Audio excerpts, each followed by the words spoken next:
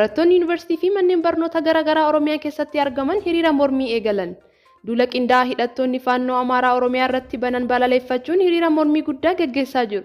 Duulli qindaa'aan kun walta'iinsa mootummaa naannoo Oromiyaa fi Amaaraatiin adeemsifamaa jiraachuusaa ragaan guddaan callisuu mootummaa naannoo Oromiyaati kan jedhan barattoonni yuunivarsiitii fi manneen barnoota Oromiyaa keessatti argaman ajjechaa fi buqqaatiin Oromiyaa aanaalee naannawa daangaa jiran keessatti jiraatu irratti raawwataa jiru miidhama Oromoo maraa waan ta'eef ajjechaan nurraa haa dhaabbatu jennee gaafachaa jirra jedhan. Barattoonni Oromoo yuunivarsiitii Dirree Dawaa sagalee tokkoon akka duguggaa sanyii kana balaaleffachuun dirreetti akka bahan himan.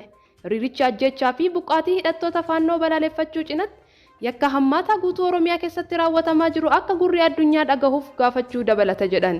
Hiriirri kun daqiiqaa 30 erga adeemsifamee booda humni poolisii federaalaa mooraa yuunivarsiitii seenuun dhukaasa baneen hiriiricha bittinnaa'uu fi mooraan ammallee tasgabbaa'een jiraachuu dubbatan.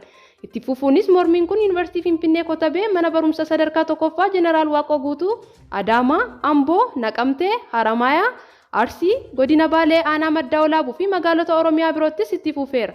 Haa ta'u malee ammas mootummaan naannoo Oromiyaa fi federaalaa waan jedhe hin qabu. Hayyee daawwattoota keenyaa oduu haaraa akkuma arganneen jala buunee kan isiniif dhiyeessinu ta'a nu hordofaa.